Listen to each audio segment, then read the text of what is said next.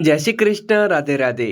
મારું નામ અનામિકા છે અને મારો જન્મ એક ગરીબ પરિવારમાં થયો હતો. લોકો કહેતા કે તારા પિતાજી આખી ઉંમર લોકોને બૂટ સાફ કરશે તો પણ તારે ક્યારેય ઊંચા ખાનદાનનો સંબંધ નહીં થાય.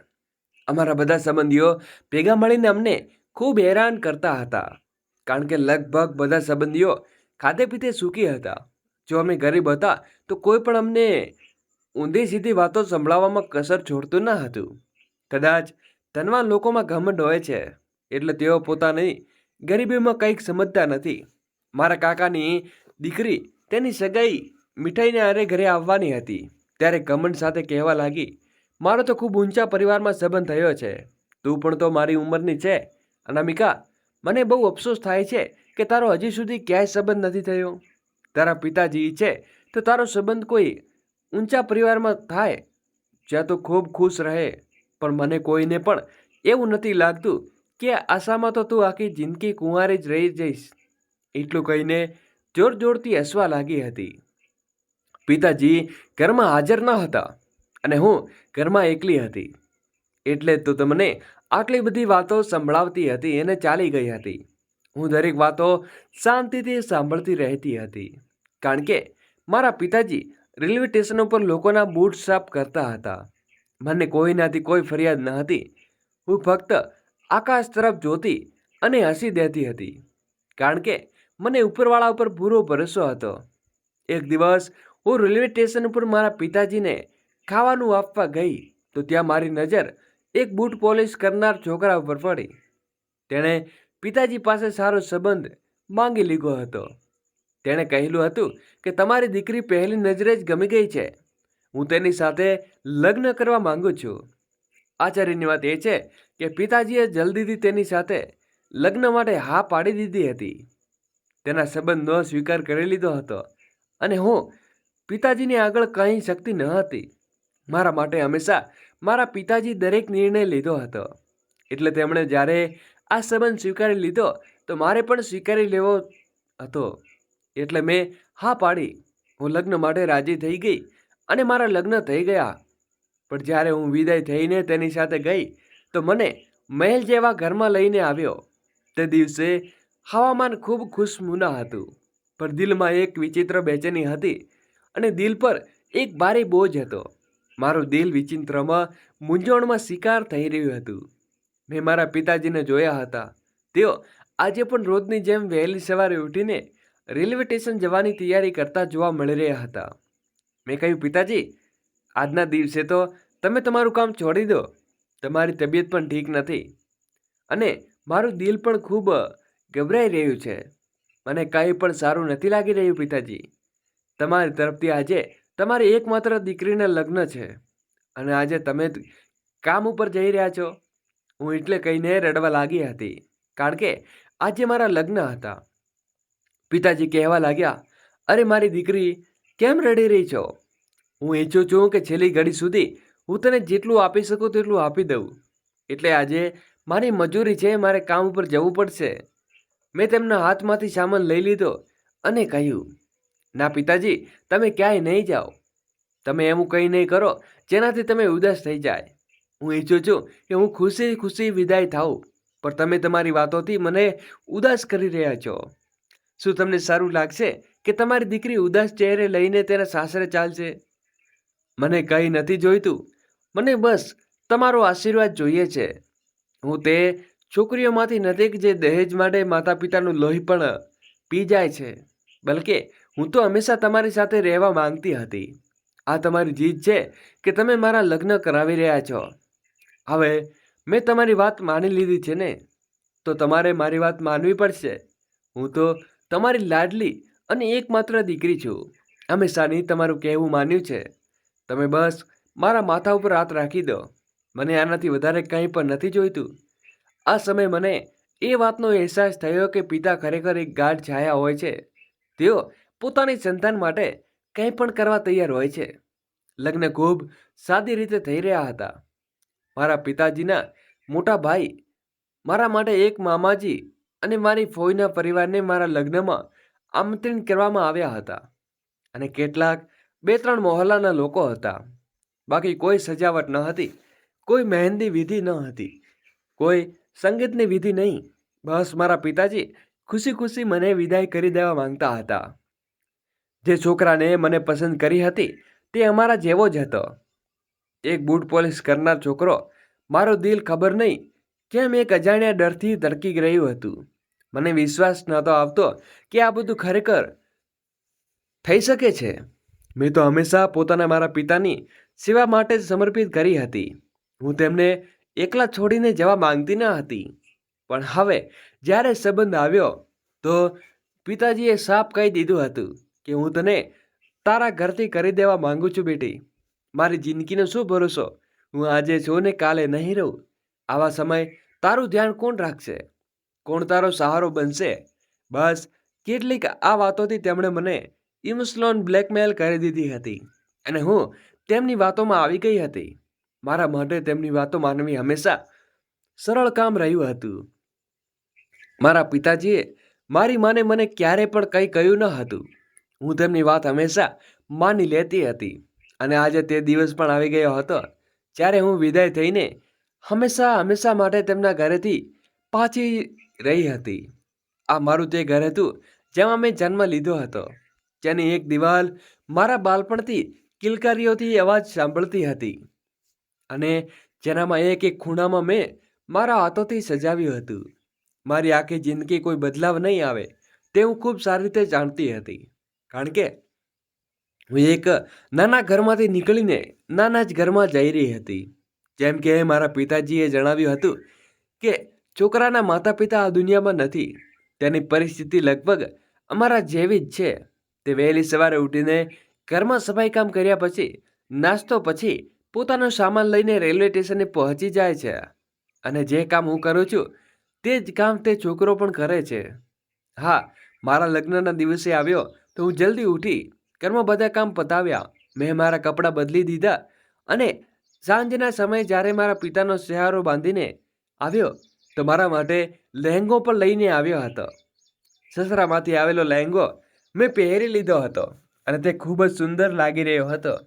મેં તેને જોઈને લાગતું ન હતું કે કોઈ ગરીબ માણસે ખરીદ્યો છે, કારણ કે તે લહેંગો કોઈ મોટા શોરૂમમાંથી લાગ્યો હતો. મારા કેટલાક સંબંધીઓ જે અમારા ઘરમાં લગ્નના દિવસે હાજર હતા મારા લગ્નના કપડાના જોઈને આશ્ચર્યચકિત થઈ ગયા હતા. મને તો વિશ્વાસ જ ન હતો કે હું ક્યારે આટલો સુંદર લહેંગો પણ પહેરી શકીશ. તે ઘણો મોંઘો દેખાઈ રહ્યો હતો.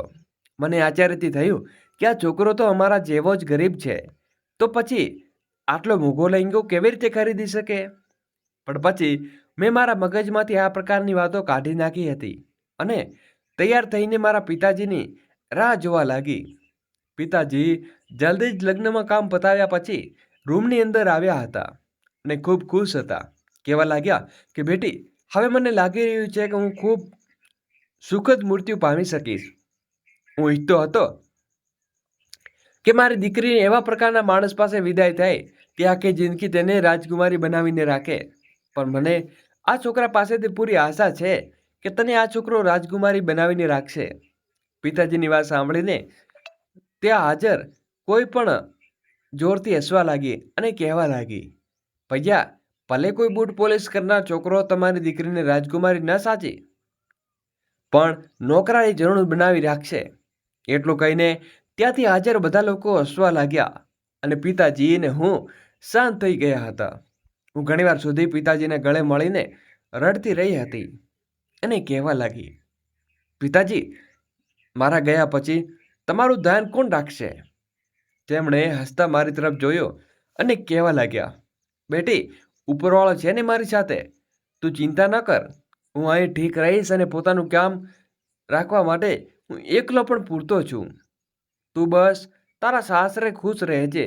મારી પ્રાર્થના હંમેશા એ છે કે તું તારા ઘરમાં તારા પતિ સાથે ખુશ રહે અને ક્યારે તને કોઈ વસ્તુની કમી ન થાય. પિતાજીની વાત સાંભળીને મારા હૃદયમાં એક વિચિત્ર બેચેની થવા લાગી હતી. સમય પણ આવી ગયો હતો જ્યારે મારા સાસરિયા ઘરે આવી ગયા હતા. મારા પતિના માતા પિતા હોત તો પણ પોતાના કેટલાક સંબંધીઓની જાનમાં સામેલ કરી દીધા હોત. તેના કાકા કાકીએ તેના લગ્ન કરાવ્યા હતા. તે પોતાની પિતરાઈ બહેનને પોતાની સગી બહેનની પણ વધારે પ્રેમ કરતો હતો. તે છોકરી ખૂબ પ્યારી લાગી રહી હતી. તે પણ ખૂબ મોંઘા અને શાનદાર કપડાં પહેર્યા હતા, પણ મારા પતિએ પણ ખૂબ મોંઘી શેરવાની પહેરી હતી.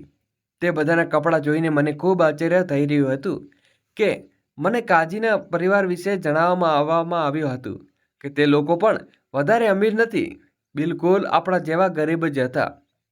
તો પછી તેમની બહેન ખુશીથી ફૂલી સમાતી ન હતી. વારંવાર આવીને મને ગલે લગાવીને કહી રહી હતી, ભાભી તમે ખૂબ સારા છો. એકવાર તો રડી પડી હતી. મને તેની પિતરાઈ બહેન અને તેમના બિલકુલ સગા ભાઈ બહેન જેવો પ્રેમ નજર આવતો હતો. મને તેની આવી રડવાની હાલત જોઈને ખૂબ ખુશી થઈ રહી હતી, પણ ક્યારેક ક્યારેક હું પણ સમજી પણ નહોતી શકતી કે મારું મગજ એકવાર ફરીથી મૂંઝવણનો શિકાર થઈ ગયું હતું. જ્યારે હું વિદાય થઈને જવા લાગી તો જોઈને આશ્ચર્યચકિત થઈ ગઈ હતી કે તેમણે ખૂબ ગંદા અને જૂના વિસ્તારમાં ગાડી નાખી દીધી હતી. મને લાગ્યું કે હું પગપાળા જઈને આગળ કોઈ ઝૂંપડીમાં જઈશ, અને પછી જોઈને મને આશ્ચર્ય પણ થયું કે ગાડી તો ખૂબ જ શાનદાર અને મોંઘી હતી. અને મારા પતિનો મારો હાથ પકડ્યો, ગાડીમાં બેસાડવા માટે મદદ કરી. મને લાગ્યું કે કદાચ ભાડે લીધી હશે. મારા મગજે એકવાર ફરીથી તેમની તકદારી કરી. હવે મને કંઈ પણ વિચાર્યું ન હતું, કંઈ પણ સમજ્યું ન હતું, અને મેં વિચાર્યું કે બધું ઠીક હશે. હું મારા પિતાજીનો આશીર્વાદ લઈને રડતા રડતા ગાડીમાં બેસી ગઈ. મને તેમની ખૂબ ચિંતા થઈ રહી હતી. મારા પિતાજી મારી આંખોમાંથી નીકળવાના આંસુને પોતાના હાથોથી સાફ કર્યા હતા. તેઓ ખૂબ ધ્યાનથી જોઈ રહ્યા હતા. ગાડી પોતાની મંજિલ તરફ રવાના થઈ ગઈ હતી, અને અમે તો તે વિસ્તારમાં ખૂબ જ પાછળ છોડી આવ્યા હતા જ્યાં મારું ઘર હતું. મારાથી રહેવાયું ન, કારણ કે ગાડીમાં બેઠા બેઠા ઘણો સમય થઈ ગયો હતો. તેથી મેં પૂછી લીધું, આપણે ક્યાં જઈ રહ્યા છીએ? તમે તમારું ઘર તો આવી ગયું જોઈએ ને? મારો આગળનો સવાલ સાંભળીને બંને ભાઈ બહેન હસી પડ્યા, અને તે પછી તેમણે ગાડી એક ઝટકા સાથે રોકી દીધી હતી. સામેની તરફ નજર પડતા જ મારી આંખો પહોળી થઈ ગઈ, અને મારા મોંમાંથી તરત જ એક જોરદાર ચીસ નીકળી. આ બધું શું છે? હું મારી જગ્યાએથી ઉછળી પડી હતી. તેમણે કહ્યું કે આ મારું ઘર છે. તેના શબ્દો પણ અમને પોતાની આંખમાંથી જોવા મળતા દ્રશ્ય મને વિશ્વાસ નહોતો આવતો, કારણ કે આ એક ખૂબ જ મોટું ઘર હતું. બહારથી જોવામાં એક ખૂબ જ સુંદર ઇમારત સાથે મોજૂદ હતી, અને મને લાગ્યું કે કદાચ આ લોકો મારી મજાક કરી રહ્યા છે. મેં કહ્યું, જુઓ, તમે તમારી મજાક ન કરો. હું આ સિવાય બિલકુલ પણ મજાક મૂડમાં નથી. મારા શબ્દોમાં ના ચાહના ના સતત થઈ રહ્યા હતા. મારા પતિએ કહ્યું, સારું, એવી વાત છે તો આવો અંદર ચાલીએ. હું પોતે અંદર ચાલીને પોતાની આંખોમાં જોઈ લીધે કે આ મજાક નથી. જેવી જ મેં અંદર પગ મૂક્યો તો મારા પગ નીચેથી જમીન સરકી ગઈ હતી. મને વિશ્વાસ ન કરી શકાય તેવી સ્થિતિમાં હું સામે ઊભી રહીને શાનદાર ઇમારત જોઈ રહી હતી. મારા પતિએ હસીને મારી તરફ જોયું હતું. મારા મોંમાંથી મુશ્કેલીથી નીકળ્યું હતું કે આ બધું શું છે? તે પછી મારા પતિએ મારો હાથ પકડી લીધો અને મને રૂમમાં લઈ ગયા, અને એ રૂમમાં આવી ગયા હતા. પછી તેમણે કંઈ પણ મને કહ્યું. પછી મને લાગ્યું કે આ કંઈક હકીકત નથી. મને આ બધું સમજીને એક સપના જેવું લાગી રહ્યું હતું, પણ આ જ હકીકત હતી કે હવે મને તેણે સ્વીકાર કરવાનું હતું. ખબર નહીં કઈ હિંમત સાથે, મને કયા જુસ્સો સાથે મારી આંખોમાંથી વારંવાર આંસુ નીકળી રહ્યા હતા. મારા પતિએ મારા હાથ પર પોતાનો હાથ રાખી દીધો હતો અને મને દિલાસો આપવાનો પ્રયાસ કરવા લાગ્યા હતા. પણ ઘણી એવી વાતો હતી જે મને યાદ આવતા જ મારી આંખોમાંથી આંસુ નીકળી પડ્યા હતા. મને મારો વીતી ગયેલો સમય, મારો વીતી ગયેલો કાલ યાદ આવવા લાગ્યો હતો. કદાચ સમયની કોઈ જૂની વાતો ન હતી, અને જૂઠા બેઠા લોકો મારી જૂની યાદોમાં ખોવાઈ ગઈ હતી. જ્યારે હું મારા માતા પિતા સાથે એક નાના ઘરમાં રહેતી હતી. હું મારા માતા પિતાની એકમાત્ર સંતાન છું, અને જ્યારથી મેં આંખ ખોલી ત્યારથી મારા માતા પિતાએ ગરીબીમાં જીવન ગુજારતા જોયા હતા. અમારું ઘર રેલવે સ્ટેશનની નજીક જ હતું, અને પિતાજી તે ત્યાંથી જ પોતાના કામની શોધ કરી રહ્યા હતા. તેઓ રેલવે સ્ટેશન ઉપર એક ઓફિસમાં કામ કરી રહ્યા હતા. માં ઘરે રહેતી અને ઘર સંભાળતી હતી. અમારું ઘર ખૂબ સાધારણ હતું, અને કામ સરળતાથી ચાલી રહ્યું હતું. ફક્ત અમે 3 જ લોકો હતા. પછી એક દિવસ ઘરમાં આગ ભડકી ઉઠી, અને તે સમયે હું નાની હતી, આખરે 8 વર્ષની હતી. માં ઘરે હતી અને તેમણે મદદ માટે લોકોને ખૂબ બૂમો પાડી હતી, પણ કોઈને પણ મારી મદદ ન હતી મળી. રસ્તો ખૂબ સાંકડો અને નાનો હતો, જેથી કોઈ ગાડી પણ આવી શકતી ન હતી. સમયસર પહોંચીને આગ બુઝાવે ત્યારે હું રડી રડીને બેહોશ થઈ ચૂકી હતી. માએ મને કોઈક રીતે બહાર ધકેલી દીધી હતી અને પોતે ઘરની બહાર આવી શકી ન હતી. તે ઘણી હદ સુધી દાઝી ગઈ હતી, લગભગ 70% સુધી. આ સ્થિતિમાં મારા માટે ખૂબ દુઃખદાયક હતી. પિતાજી પોતાના કામ પરથી પાછા આવ્યા તો દરેક વસ્તુ બળીને રાખ થઈ ચૂકી હતી. ઘર પૂરી રીતે બળી ગયું હતું અને ઘર કરતાં તો તેમને પોતાની જીવનસાથીની ચિંતા હતી, જે દાદી ગઈ હતી. પિતાજી આ બધું જોઈને બુરી રીતે રડી પડ્યા હતા અને માને લઈને જલ્દી હોસ્પિટલે પહોંચ્યા. આસપાસમાં કોઈએ પણ એટલી હદ કરવાની મદદ ન કરી. જાણે સમયસર મારી માને હોસ્પિટલ લઈ જાય તો મારા પિતાજી આટલા મોટા અકસ્માતથી પણ ખબર આપે. કદાચ બધા લોકોએ એમ જ લાગતું હતું કે અમારી મદદ કરવાથી તેમને કોઈ ફાયદો નથી. મને પણ કેટલીક ઈજાઓ થઈ હતી. મારા શરીર ઉપર પણ દાઝવાના નિશાન હતા, પણ પછી મને ડૉક્ટરે ઘરે મોકલી દીધી હતી. હું મારા પડોશના ઘરે રહી હતી. મેં મને સાંભળવાતી હતી, કારણ કે મારા પિતાજીની હાલતો તેમણે જોઈ હતી કે તેઓ કેવી રીતે પોતાની પત્ની સાથે અહીંથી ત્યાં દોડી રહ્યા હતા. તે કોઈ પણ રીતે તેમની પત્ની ઠીક થઈ જાય તો મારા પિતાજી આમ પણ એક સાધારણ છોકરા હતા. મને ક્લાર્કની સેલેરી ખૂબ સાધારણ હોય છે. પિતાજીએ શક્ય દરેક સુધી કોશિશ કરી કે માનો શ્રેષ્ઠ ઈલાજ કરાવી શકે, પણ એવું થઈ શક્યું નહીં. ડૉક્ટરે જવાબ આપી દીધો હતો કે દર્દી ઘણી હદ સુધી દાઝી ગયા છે. મારી માના શ્વાસ તો ઘરમાં જ બંધ થઈ ગયા હતા. એટલા માટે ડૉક્ટરે માને મૃત જાહેર કરી દીધી હતી અને મારા જેવી માસૂમ નાની બાળકીને માથા ઉપરથી તેના માનો છાંયો ઉઠી ગયો હતો. પિતાજીની નોકરી છૂટી ચૂકી હતી, કારણ કે રજાઓ વધારે હોવાને કારણે માલિકે તેમને નોકરીમાંથી કાઢી મૂક્યા હતા. હું નાની હતી, મારું ધ્યાન રાખવાવાળું પણ કોઈ જોઈતું હતું. તેણે પિતાજી પાસે રહેતા હતા. મારું ધ્યાન રાખનારા હતા તો મારી નોકરી પર જવાના તો પછી મારું ધ્યાન કોણ રાખત? તેમણે વારંવાર મારી ચિંતા થતી હતી, તેથી તેમણે કેટલાક દિવસ માટે નોકરી રજા લીધી હતી. પણ આ રજાઓ દરમિયાન તેમણે નોકરી જ હાથમાંથી જતી રહી હતી. આ વાત તો મારા પિતાજી માટે પણ કંઈ આઘાતથી ઓછી ન હતી, કારણ કે તેમની નોકરી જેવી હતી, ભલે સાધારણ સેલેરી મળતી હતી, પણ ઘર તો ચાલી રહ્યું હતું. હવે પિતાજી બુરી રીતે તૂટી ચૂક્યા હતા. પહેલાં ઘરનું બળી જવું, પત્નીનું મરી જવું, દીકરીનું એકલું રહી જવું, પછી નોકરીનું જતું રહેવું, આ બધાને મારા પિતાજીને લાચાર બનાવી દીધા હતા. અકસ્માતોનો આખરી જિંદગીનો હંમેશા માટે બદલાવવાળા, અને હું જાણી ન હતી શકી કે આ સૌથી વધારે અસર તો મારી જિંદગી ઉપર કરવાની છે. મેં મારી માનો આઘાતનો મારા દિલથી બુરી રીતે લગાડી દીધો હતો. તેથી હું બીમાર રહેવા લાગી હતી અને હું 2 મહિના હોસ્પિટલમાં રહીને આવી હતી. હવે ધીમે ધીમે થોડો હોશ આવી રહ્યો હતો. જ્યારે પણ હોશ આવતો ત્યારે હું મારી માને બોલાવતી હતી, કારણ કે હું મોટે ભાગે મારી મા સાથે જ રહેતી હતી અને માં જ મારા કામ બધા કરતી હતી. પિતાજી મારી પાસે હતા, દરેક રીતે મારું ધ્યાન રાખતા હતા.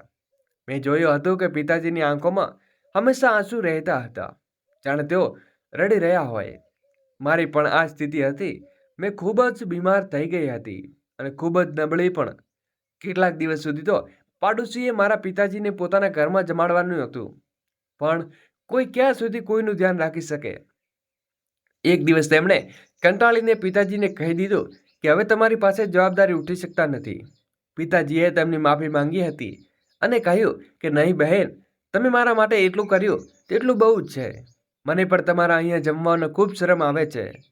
મારી દીકરીની તબિયત એકવાર ઠીક થઈ જાય, હું ઘરે આવીને પોતે જમવાનું બનાવી લઈશ.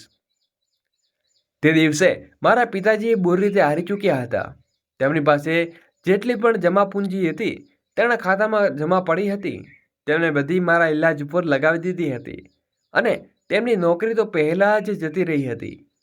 જ્યારે મારી તબિયત થોડી સારી થઈ ત્યારે પિતાજીએ મને પોતાના ગોદમાં બેસાડી અને કહેવા લાગ્યા, બેટા હિંમત કર, આખરે આમ ક્યાં સુધી પોતાની માનો આઘાતથી દિલમાં લગાડી રહીશ? તારે હિંમત રાખવી પડશે. તારી માં આપણને છોડીને ચાલી ગઈ છે તો આપણને એકલા રહી ગયા છીએ. તું તારી હિંમતમાંથી દૂર થઈ ગઈ છે એનો અર્થ એ નથી કે તારું કોઈ પણ નથી. હું તારી મને સાંભળવાવાળા મારા પિતાજી હતા, જે દરેક રીતે મને સાંભળવાની કોશિશ કરી રહ્યા હતા. પણ હું કેવી હતી કે મારા પિતાજીને પણ ખૂબ હેરાન કરી રહી હતી. માં જોઈએ છે, માં પાસે જવું છે, માં પાસે સૂવું છે અને તેમના હાથે જમવાનું ખાવું છે. મારો કોઈ ભાઈ ન હતો કે કોઈ બહેન ન હતી જેની સાથે હું રમી શકું, અને પિતાજીના માના કાર્યક્રિયાક્રમમાં લાગેલા હતા. અને આ રીતે તે દિવસ પણ આવી ગયો હતો જ્યારે માના મૃત્યુને 1 અઠવાડિયું વીતી ચૂક્યું હતું અને પિતાજીને ઘણી હદ સુધી પરેશાન કરી દીધા હતા. સમય વીતતો જતો હતો. 2 મહિના હોસ્પિટલમાં રહ્યા પછી જ્યારે હું ઘરે પાછી આવી તો પિતાજીએ જેમ તેમ ઘર સંભાળ્યું હતું. ઘરમાં બળી ગયેલો સામાન ફેંકી દીધો અને ઘરનું સમારકામ કરાવ્યું હતું.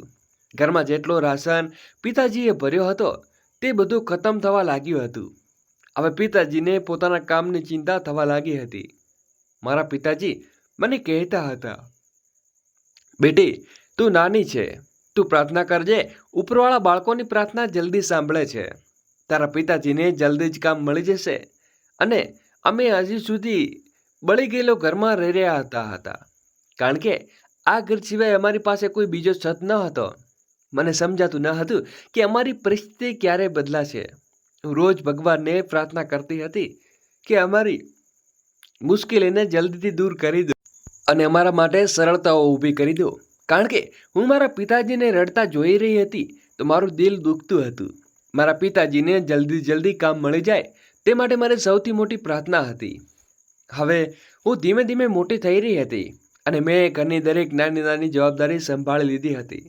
હું અવારનવાર મારા ઘરની બારી પાસે ઊભી રહીને ઘણા નાના નાના બાળકોને શાળામાં જતા જોતી હતી. મારા દિલમાં પણ ચાહત જાગતી હતી કે કાશ હું પણ શાળાએ જતી હોત તો મારા પિતાજી મારી આંખોમાં મોજૂદ સપનાઓ વાંચી ચૂક્યા હતા. તેમણે કહ્યું, બેટી, બસ મારી એકવાર નોકરી લાગી જાય હું તને પણ શાળાએ મોકલીશ. અહીંથી સરકારી શાળા ઘણી દૂર હતી. જ્યારે મારા ઘણા સમય સુધી પિતાજીને કોઈ કામ ન મળ્યું અને તેઓ મારી આંખોમાં ભણવાના સપનાને જોતા હતા તો તેમણે હાર માનીને સરકારી શાળામાં મને મોકલવાનો નિર્ણય કરી લીધો હતો. ત્યાંનો કોઈ ખર્ચો ન હતો, પણ પિતાજીનું કહેવું હતું કે બેટી, હું કામમાં વ્યસ્ત થઈ જઈશ કારણ કે હું નોકરી શોધી રહ્યો છું. તું શાળાએ જઈને તો ઘરનું કામ કોણ કરશે? પછી તને ત્યાંથી લાવવા લઈ જવા કોણ કરશે? પિતાજીની વાત મારામાં દિલને લાગી ગઈ હતી. હું તેમનાથી નારાજ તો નહોતી થઈ કારણ કે તેઓ પોતાની જગ્યાએ બિલકુલ સાચા હતા અને ઠીક કહી રહ્યા હતા. ભલા ઘરની જવાબદારીઓ છોડીને હું ક્યાં જઈ શકતી હતી? અને પછી પિતાજીની જવાબદારી કોણ ઉઠાવત? પિતાજી રોજ વહેલી સવારે જ ઘરેથી નીકળી જતા હતા. નોકરી શોધ કરવા માટે તેમણે પૂરી કોશિશ કરી કે કોઈ પણ રીતે તેમણે કોઈ સારું કામ મળી જાય. પણ 1 મહિના થઈ ચૂક્યો હતો. મને તેમને ખૂબ નિરાશ થઈ ગઈ હતી. એક દિવસ ઘરમાં પાણી આવવાના કારણે હું નજીકમાં નળમાં પાણી ભરવા માટે ગઈ. તે જગ્યાએ રેલવે સ્ટેશનની બિલકુલ નજીક હતી. ટ્રેન પસાર થવાની હતી. તે સમયે મારી ઉંમર 13 વર્ષની થઈ ચૂકી હતી. મારા હાથમાં પાણી ભરવા માટે 2 ડોલ હતી અને હું પાણી ભરવામાં વ્યસ્ત હતી. હું નળ ચાલુ કરી રહી હતી કે અચાનક મેં જોયું કે એક માણસ રેલવે તરફ ઝડપથી ભાગી રહ્યો હતો. તે માણસ ખૂબ જ નબળો હતો અને તે જોઈને લાગતું ન હતું કે આ માણસના આટલી હિંમત પણ હશે, પરંતુ તે ઝડપથી ટ્રેન તરફ ભાગી રહ્યો હતો. મારા મગજમાં એક ધડાકો થયો. હું નાની ઉંમરની હતી, પરંતુ મને સારી રીતે ખબર હતી કે માણસ ટ્રેનની પાટા પાસે દોડીને શું કરવા જઈ રહ્યો છે. મને સતત આશ્ચર્ય થયું. મેં કંઈ જોયું નહીં. મેં ત્યાંથી પાણીની 2 ડોલ ભરીને બાજુમાં રાખી દીધી અને હું ઝડપથી માણસ તરફ આગળ વધી. ત્યાં તે સમયે કોઈ પણ હાજર ન હતું. અવારનવાર આવું જ થયું કે જ્યારે ટ્રેન આવવાની હોય કે પસાર થવાની હોય તો બધા લોકો ત્યાં પાછા ફરતા. હું મારા બાળપણમાં ત્યાં જ ગુજારી રહી હતી. તેથી પિતાજીના મોઢે હંમેશા આ અકસ્માતનો સાંભળી કે લોકો આત્મહત્યા કરવા માટે ટ્રેનની નીચે આવી જાય છે ત્યારે મને ખૂબ આશ્ચર્ય થતું હતું કે તે કયા લોકો હોય છે જેમણે પોતાની જિંદગી વહાલી નથી હોતી અને મરવા માટે આટલું મોટું પગલું ભરી લે છે, જે પોતાની જિંદગીનો આટલી બેહોશ સમજે છે. મારી જિંદગી પણ તો આટલી મુશ્કેલીમાંથી પસાર થઈ રહી હતી. મારા પિતાની નોકરી છૂટી ગઈ, માં ગુજરી ગઈ હતી અને હું એકલી નાની ઉંમરથી જવાબદારીઓ સંભાળતી રહી. પરંતુ ઉપરવાળો જાણે કે એક દિવસમાં પણ મને આત્મહત્યા કરવાનો વિચાર પણ આત્મા ના આવ્યો હતો. હું થોડી નાની ઉંમરની હતી, પણ થોડી મારામાં ખૂબ હિંમત હતી.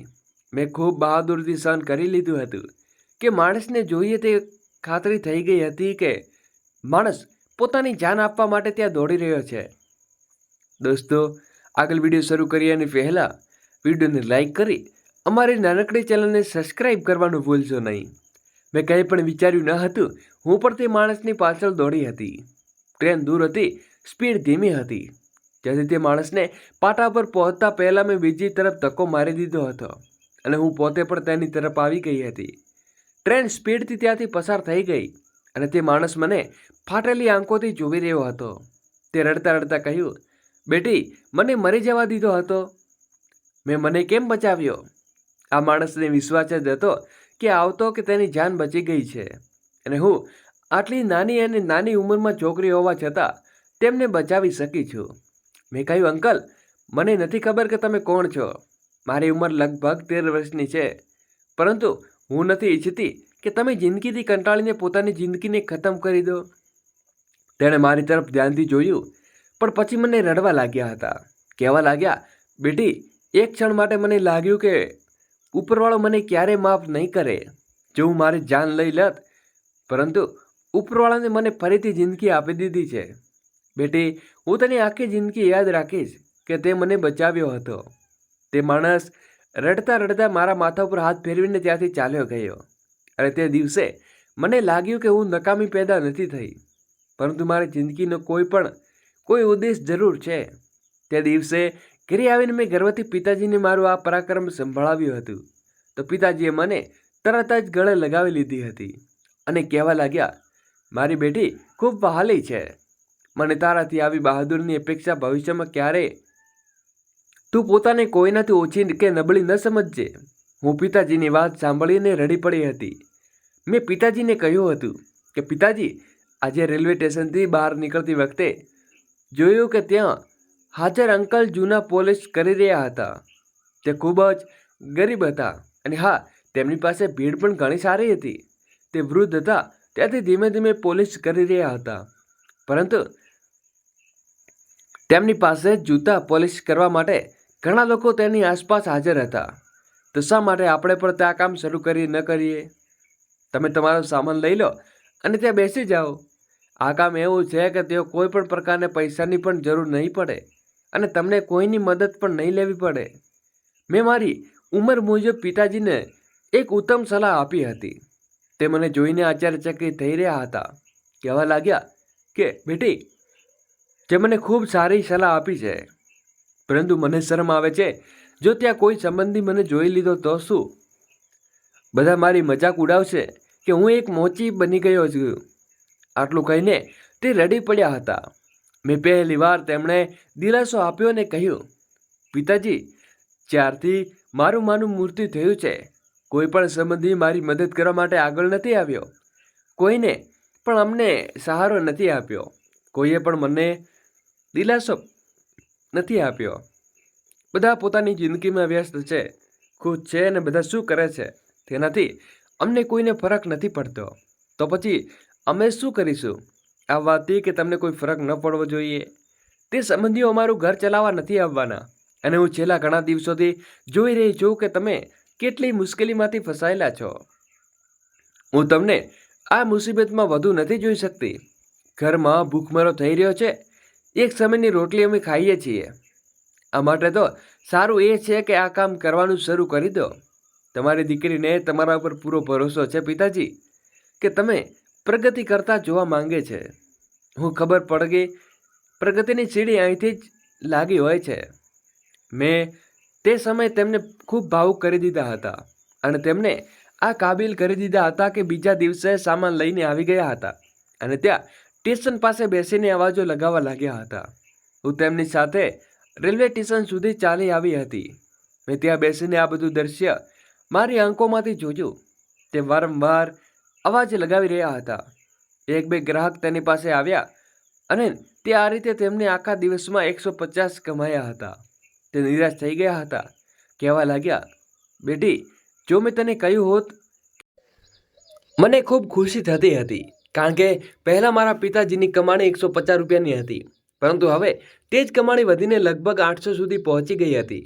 પિતાજી મને જોઈને ગર્વથી કહેતા હતા, તે મને નવો રસ્તો બનાવ્યો છે બેટી, અને તારા કારણે જ મારી હિંમત બની રહી છે. જો તું હિંમત હારી જાત તો તારો પિતા પણ ક્યારેય કંઈ ન કરી શકત. મેં પિતાજીને પ્રોત્સાહન આપ્યું હતું અને પછી અમે સરકારી મદદ લઈને સરકારી મકાન મેળવી લીધું હતું, જેમાં અમે રહેવાનું શરૂ કરી દીધું હતું. આ જ ઘર નાનું હતું, પરંતુ અમે બંને મા દીકરી માટે પૂરતું હતું. અમે ઘર જેવી સારી મા બળીને રાખ થઈ ચૂકી હતી. તે ઘર માટે હંમેશા માટે છોડીને રેલવે સ્ટેશનની કોલોની પાસે રહેવા માટે આવી ગયા હતા. ચારની બારીમાંથી રેલવે ટ્રેક પર ટ્રેન પસાર થતી સ્પષ્ટ દેખાતી હતી. દિવસો આજ પસાર થવા લાગ્યા હતા. પિતાજીનું કામ જામી ગયું હતું. તે અવારનવાર લોકો પાસે પિતાજી પાસે પોલિશ કરાવવા માટે આવતા હતા અને મારા માટે આ ખૂબ ખુશી અને ગર્વની વાત કહી હતી. પિતાજીએ આ રસ્તો મેં જ બનાવ્યો હતો અને તેમની હિંમત બંધાઈ રહી હતી. તે દરમિયાન જ્યારે મારા સંબંધીઓ અમારી હાલત વિશે ખબર પડી તો તેમને સહાનુભૂતિ કરીને પહોંચાડી જતા હતા, પરંતુ મને કોઈની સહાનુભૂતિ કોઈ જરૂર ન હતી. મેં માના મર્યા પછી ઘણા લોકોને જોયા હતા. તેમણે પિતાજીને એકલા છોડી દીધા હતા. તે સમય તો ખૂબ નાની હતી, પણ આ વાતને વધારે અનુભવી શકી ન હતી, પરંતુ મારા પિતાજીએ બધું અનુભવ્યું હતું અને મેં વાતને તેના દિલમાં નિશાન બનાવી છપાઈ ગઈ હતી. તેમણે પોતાની સગી બહેનને, જેમણે ક્યારેય પૂછ્યું ન હતું, જોકે તે ઈચ્છતી તો મારી જવાબદારી લઈ શકતી હતી, પરંતુ તે ક્યારેય નહોતી ઈચ્છતી કે તેમની એકમાત્ર ભત્રીજીનું જીવન શાંતિથી પસાર થાય. તેમણે મને અને મારા પિતાને ખરાબ પરિસ્થિતિમાં એકલા છોડી દીધા હતા. તે ઈચ્છતી તો પોતાના ભાઈને પણ કામ પર લગાડી શકતી હતી. તેમનો પતિ એક મલ્ટીનેશનલ કંપનીમાં નોકરી કરતા હતા, પરંતુ તેમણે પિતાજીની ગરીબી જોઈને પોતાનું મોં ફેરવી લીધું હતું. અને જ્યારે અમને ખ્યાલ આવ્યો કે તે લોકો સારા સમયમાં આપણી સાથે હોય છે, તે જ લોકો આપણા ખરાબ સમયમાં પણ આપણી સાથે હોય છે. અમારા ખરાબ સમયમાં તો કોઈ ન હતું, તો પછી સારા સમયમાં કોઈને આવવા માટે અમને કોઈની જરૂર ન હતી. અત્યારે તો અમારો સમય ઠીકઠાક ચાલી રહ્યો, વધારે સમય આવ્યો ન હતો, પરંતુ ભૂખા મરવાની નોબત તો ખતમ થઈ ચૂકી હતી અને આ વાત મને ખૂબ શાંતિ આપતી હતી. મારા ઉંમર હવે 17 થઈ ચૂકી હતી અને હું મારા રૂમમાં બેસીને બધા કામકાજ કર્યા પછી પુસ્તક વાંચી રહી હતી ત્યારે દરવાજા ઉપર દસ્તક થઈ. પિતાજી રોજની જેમ કામ ઉપર હાજર હતા. હું આશ્ચર્યચકિત થઈ ગઈ કે આ સમયે કોણ આવી શકે, કારણ કે અમારા આ ઘર વિશે કોઈને કોઈ પણ ખબર ન હતી. જેવું દરવાજો ખોલ્યો તો સામે મારા કાકાની દીકરી જોઈને મને સ્મિત કરવા લાગી. તે ખૂબ સરસ રીતે તૈયાર થઈને આવી હતી. તેના કપડાં, તેનું રહેણી કહેણી, તેના હાથમાં રહેલી સોનાની વીંટી, આ બધું જોઈને એક ક્ષણ માટે પણ મારા દિલમાં ઈર્ષા ન થઈ હતી, કારણ કે હું કોઈનાથી ઈર્ષા કરતી જ ન હતી. મારી દુનિયા અલગ હતી, મારી જિંદગી અલગ હતી, જેથી હું પોતે બીજાની સાથે સરખાવતી ન હતી. પરંતુ મેં વિચાર્યું હતું કે માણસ જિંદગીમાં ખુશ રહેવા માટે કેવા કેવા બહાના શોધે છે. તેમને અંદર રૂમમાં બેસાડ્યા.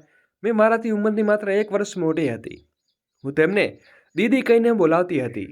તેમણે અમારા રૂમને ખૂબ જ વિચિત્ર નજરોથી જોયો હતો અને કહેવા લાગી, તું અને તાઉજીના નાના રૂમમાં રહો છો, કેટલી ગુંચામણ થઈ રહી છે અહીંયા તો શ્વાસ લેવાની પણ જગ્યા નથી. તમને લોકોને દમ નથી ઘૂંટવાતો શું? આવી વાતો કરીને તેમને અમારા અને અમારા ઘરની મજાક ઉડાવી હતી અને અમે તેની મજાક થોડી પણ રસ નહોતો. મેં કહ્યું, દીદી બેસો ને, હું તમારા માટે કોફી લઈને આવું છું. તેણે કહ્યું, ના, રહેવા દો, હું કોઈ નહીં લઉં, પરંતુ તમને કંઈ પણ કહેવા આવી હતી. તેણે હસતા પોતાના હાથમાં પકડેલી મીઠાઈનો ડબ્બો મારી તરફ વધાર્યો, બલકે ખોલીને મારા મોઢામાંથી મીઠાઈ નાખી લીધી. કહ્યું, દીદી આ બધું શેના માટે છે? કારણ કે હું પૂછ્યા વિના રહી શકતી ન હતી. તેમણે કહ્યું, મારા લગ્ન થવા જવા જઈ રહ્યા છે, પરમ દિવસે સગાઈ થઈ છે, તેની જ મીઠાઈ લઈને આવી છું. તમને લોકોને એટલી નથી બોલાવ્યા કારણ કે ત્યાં ઘણા અમીર લોકો આવ્યા હતા. મારો સંબંધ અમીર ઘરમાં થયો છે ને, પરંતુ મીઠાઈ આપવાનો હક તો બને છે ને. અમે બંને અમારા સંબંધી છો. 3 મહિના પછી મારા લગ્ન થઈ રહ્યા છે. મને અભિનંદન નહીં આપો? મેં કહ્યું, હા હા, કેમ નહીં આપો? તેમણે ખૂબ જરૂર અભિનંદન હો. મેં હસતા હસતા કહ્યું, સાથે જ કહ્યું કે તમે અહીંયા મીઠાઈ નહીં લઈને આવો તો પણ અમને અભિનંદન આપી દેત. આ મીઠાઈની કોઈ પણ જરૂર ન હતી. હું ખુશ છું. તેમણે કહ્યું, ખરેખર તમને જોઈને નથી લાગતું તમે ખુશ છો. તમને ખબર છે ને, મારો પતિ અમેરિકામાં રહે છે અને લગ્ન કરીને હું પણ ત્યાં જવાની રહીશ. ખૂબ મોટી કંપનીમાં નોકરી કરે છે અને તેણે સગાઈમાં સોનાની વીંટી અને મને પહેરાવી દેવી દેખાય છે ને. તમને તેની જ આપેલી છે. અને પછી ઘણા ગિફ્ટ લઈને આવ્યો હતો. તે મારા માટે. હવે તમે મારાથી ઈર્ષ્યા કરવાની શરૂ ન કરી દેતા, કારણ કે હું જાણું છું કે તમે મારી ઉંમરના છો. મારો સંબંધ જલ્દી થઈ ગયો છે, તમારા હજી સુધી નથી થયો. આ વાત સાંભળીને મને ખૂબ આશ્ચર્ય થઈ રહ્યું હતું. મેં કહ્યું, તમે શું કહી રહ્યા છો? ભલા હું તમારી કેમ ઈર્ષ્યા કરીશ? મને ખૂબ જ ખરાબ લાગ્યું હતું. તેણે કહ્યું કે હવે જુઓ, મારા પિતા તો એક ઊંચ કંપનીમાં કામ કરે છે, જેના કારણે મારો સંબંધ સારી જગ્યાએ થઈ ગયો. પરંતુ તમે આવો કોઈ ખ્યાલ તમારા દિલમાં ન રાખજો, કારણ કે તમારી નાની ઉંમર છે અને તેથી હું કહી રહી છું કે આવા લોકો કોઈ ખ્યાલ ન પાડતા પોતાની હદમાં રહેજો. જેનાથી તમારા લગ્ન કરાવવામાં આવે તેની સાથે કરી લેજો. તે પણ તમારો પતિ મને લાગે છે કે તમારા પિતાની જેમ જૂતા પોલિશ કરનારો હશે. તે મને પોતાના શબ્દોથી નીચું દેખાડવાની કોશિશ કરી રહી હતી, નફરતથી પણ કે ઈર્ષાથી પણ, અને ન જાણે મને શું શું વાતો કરી રહી હતી. કદાચ તેણે મારા ચહેરા ઉપર રહેલી શાંતિ ખૂબ વધારે અટકી રહી હતી.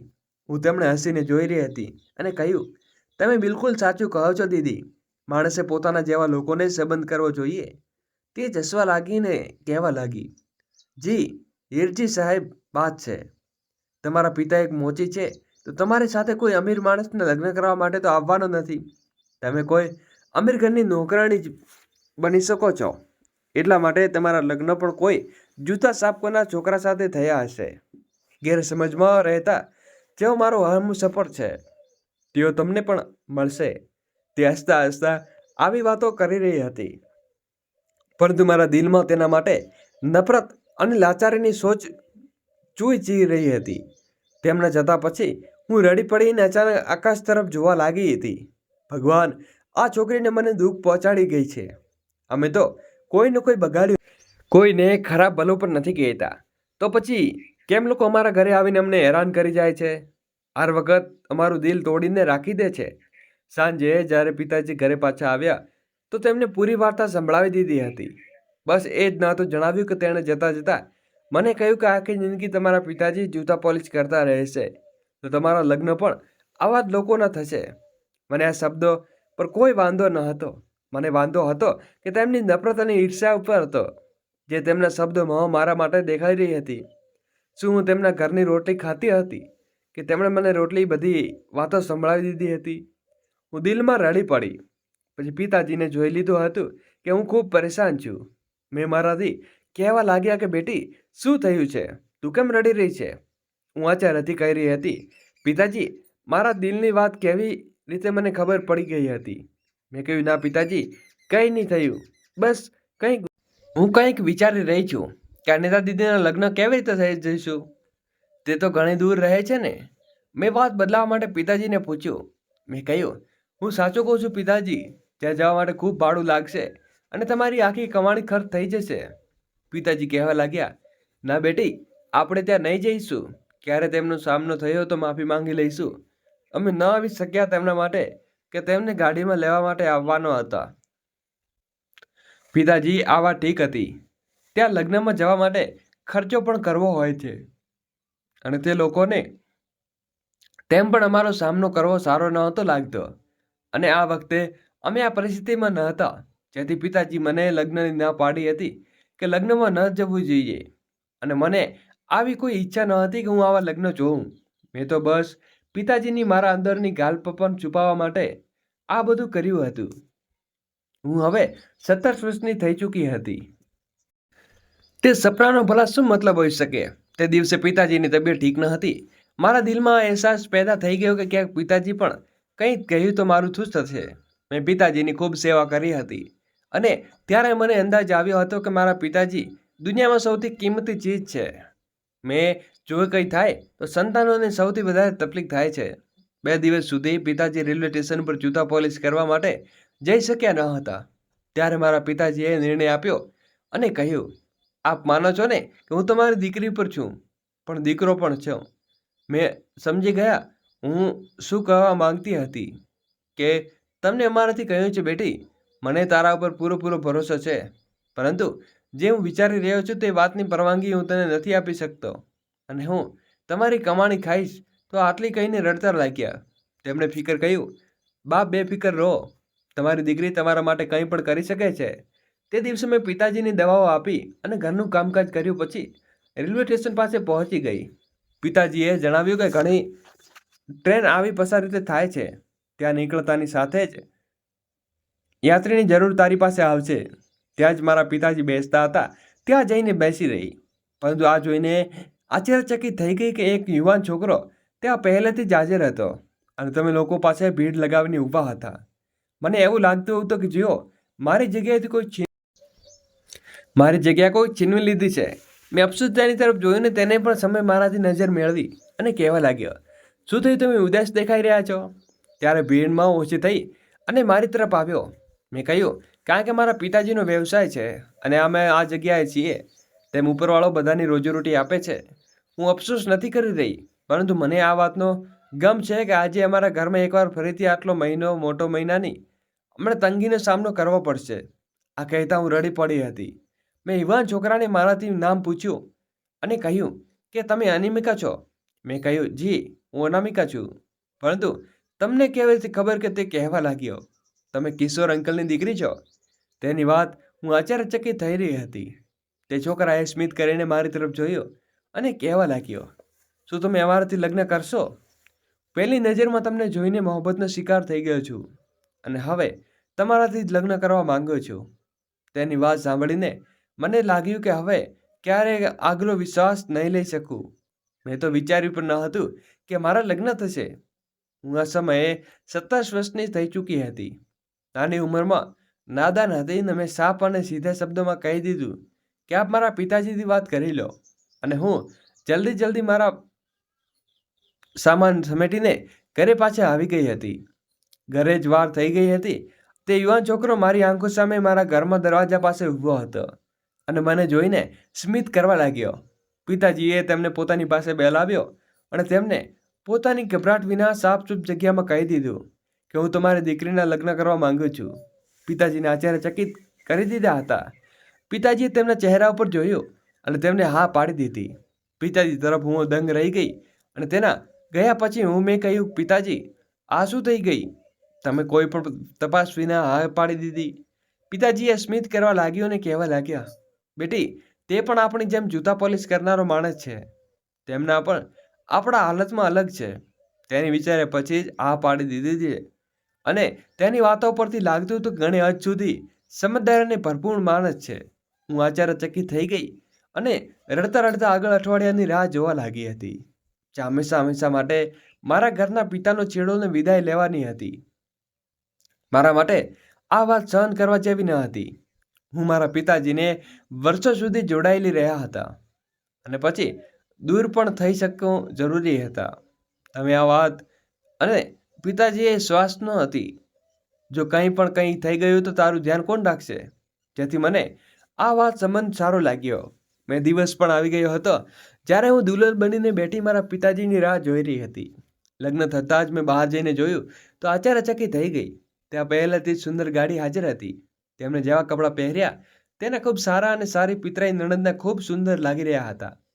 આ બધું મારા માટે એક સપના જેવું હતું અને મારા કાકાની ઉંમરની એક દીકરીની યાદ આવી રહી હતી. તેણે મને જોઈને કહ્યું હતું કે તારા માટે જૂતા પોલિશ કરનારો માણસ મળશે, કોઈ રાજકુમાર નહીં. પરંતુ મને આજે હું ગાડીમાં બેસીને આ જ વિચાર કરી રહી હતી કે મારા દિલમાં એક તરફ ખૂબ જ વધી રહી હતી અને મૂંઝવણ હતી, તો બીજી તરફ ખુશી પણ હતી. જે બધું સારી રીતે થઈ રહ્યું હતું. ગાડીમાં બેસાડતા જ બહાર નીકળી ગઈ તો પછી આશ્ચર્યચકિત રહી ગઈ. મેં તરત જ મારી નણંદને પૂછ્યું, આપણે ક્યાં જઈ રહ્યા છીએ? તમારું તો ઘર પાછળ મેકોલીમાં રહે છે ને? હું તો ડરી ગઈ અને કંઈ ન જણાવી બસ હસતા સાથે લાગી. ગાડી અને ઝટકાથી એક બંગલા સામે રોકાઈ ગઈ અને મારા મોઢામાંથી એક સુંદર બંગલો હતો અને એમાં અત્યાર સુધી ત્યારે મારા પતિએ કહ્યું કે અમારું ઘર છે ને કંઈ જૂના પોલિશ નથી કરતો. હવે બધી વાતો હું અહીંયા કહું છું કે દરેક પણ 40 અને મારી કિસ્મત પણ વિશ્વાસ નહોતો આવતો. મેં કોઈ રાજકુમારની જેમ હું સુંદર રહી જઈશ આ જોઈને મારા મગજને આઘાત લાગ્યો હતો. આ જ કારણ દુબળા પાતળ માણસ જોઈને મને સ્મિત કરવા લાગ્યો. કારણ કે બેટી ચાલો, હું તમારી ભલાઈનું ફળ છે જે મને સારી રીતે કર્યું છે. હું તેમની વાત સમજી શકતી ન હતી. તે જ સમયે પૂછી લીધું કે તમે કોની ભલાઈ કરી રહ્યા છો? હું તો તમને ઓળખતી પણ નથી. તેમણે આગળ વધીને કહ્યું, હું દીપનો પિતા છું. દીપ કોઈ અનાથ બાળક નથી. મારા ભાઈ અને ભાભી છે. દીપના કાકા અને કાકી મને કોઈ છોકરાની સાથે પિતરાઈ નણદ નહીં પણ મારી સગી દીકરી છે. દીપની સગી બહેન તમે અમને નથી જાણતા. તમને તો હું ખૂબ સારી રીતે જાણું છું. બેટી, હું એ જ માણસ છું જેની જાન 7 વર્ષ પહેલાં બચાવી હતી અને તે માણસ આજે આશાભર્યું જીવન ગુજરી રહ્યો છે. અકસ્માત પ્રતિ મારા એક મિત્ર પાસેથી ઉધાર લીધેલા એક બારોબારના પૈસા પણ આપી દીધા છે. કાચોબાર એટલે ઝડપથી પ્રગતિ થઈ રહ્યો છે કે ન સાંભળો વાત. જો તે દિવસે હું મારી જાત તો મને આ બચાવવાની કદાચ આટલો સફળ ન હોત. દિવસ મેં વિચાર્યું હતું કે જો દીકરી મને ફરી ચૂકી જિંદગીમાં મળી તો તેના સાથે અહેસાસ જરૂર બતાવીશ. તેને મેં મારા પિતાજીને દીકરાને લગ્ન માટે રાજી કર્યો હતો. જ્યારે હું આ કાબિલ થવા જઈશ તો તારા લગ્ન પોતાની દીકરી સાથે કરાવી દઈશ. તેમની વાતો સાંભળીને મારી આંખોમાંથી આંસુ વહી ગયા હતા. મેં તરત જ જોયું અને કહ્યું, તમારા પપ્પાને બધું ખબર છે? બધું તમને સાઈડ સરપ્રાઈઝ આપવા લાગો છો? તેની ખામોશી કહે કે હું ક્યારેય વિચારી પણ નથી શકતો કે મારી ભલાઈ માટે મારા સામે આ રીતે કઠોર પગલાં લેવામાં આવે. રાજકુમારી બનીને તારું જીવન ગુજારીશ તો લગ્નમાં પહેલી રાત સુંદર વીતી ગઈ હતી અને મારા પતિએ પોતાના પતિની ઈચ્છા પૂરી કરી દીધી હતી અને તેમણે મને કહ્યું કે તમારો ખૂબ આભાર માનું છું. મારા પિતાની જાન બચાવી લીધી. હું આના કારણે જ મારા કારોબારમાં ધ્યાન આગળ ચાલ્યો છું, પરંતુ સાથે નહીં તો આજે મારા પિતાજીને કારણે અમારો કારોબાર એટલો વધ્યો અને મને કોઈ ચીજની કોઈ અહેસાસ નથી. હું ખૂબ ખુશ છું અને મારા જેવી છોકરીનો સાથ મળ્યો છે. હું તમારો ખૂબ ખૂબ આભારી છું. મેં મારા મેડમની જાન બચાવી લીધી અને કારણ કે મારા પપ્પાએ મને તારી શોધ પર લગાડી દીધો હતો. આવી રીતે કર્યા પછી મને શોધ લીધી હતી. મેં જ્યારે લોકોની જાન વિશે પૂછ્યું, ખબર પડી કે તારા પિતાજીએ શોધી લીધા હતા અને પછી મારી તેમની સાથે વાત થઈ ગઈ હતી. તારા પિતા બીમાર તો હતા તો તેની સાથે દિવસે વધુ ત્યાં આવી ગઈ હતી. પછી એક દિવસ લગ્નનું ઇંતજાર કર્યું. હું તમારી મારી જિંદગીમાં સામેલ કરવા માંગુ છું. તારી અછાડીઓને માત્ર મારા પિતાનું દિલ નથી જીત્યું પરંતુ મારા દિલમાં પણ જીતી લીધું છે. તારા પિતાજી તારી પહેલાં જેવી વાત કરી હતી તેમણે તો મેં પૂરી વાર્તા સંભળાવી હતી તો મેં તમારા લગ્ન માટે માટે રાજી થઈ ગયા હતા. હવે હું એક અમીર પરિવારની વહુને બનીને આવી છે. હવે મારા સમયે સત્ય સામે ગયું. તેમની વાતો સાંભળીને હું રડવા લાગી હતી. વારંવાર આકાશ તરફ જોઈ રહી હતી અને ભગવાનનો શુક્રિયા અદા કરી રહી હતી. બીજી તરફ મને થોડા સમય પછી ખબર પડી કે મારા કાકાની દીકરીના લગ્ન થઈ ગયા હતા અને તેમને તેની જલ્દી છૂટાછેડા પણ આપી ગયા હતા કારણ કે તેનો પતિ અમેરિકા જઈ રહ્યો હતો અને બીજી છોકરી સાથે પણ લગ્ન કરી ચૂક્યો હતો. એક દિવસ મારી સાથે મુલાકાત થઈ તો જ્યારે પણ મારા પતિને જોયા તો ત્યારે સંતોષ પામી હતી. દોસ્તો, ચેનલને સબસ્ક્રાઈબ કરવાનું ભૂલશો નહીં. ફરી મળીશું નવા વિડીયો સાથે. ત્યાં સુધી બધાને જય શ્રી કૃષ્ણ. રાધે રાધે.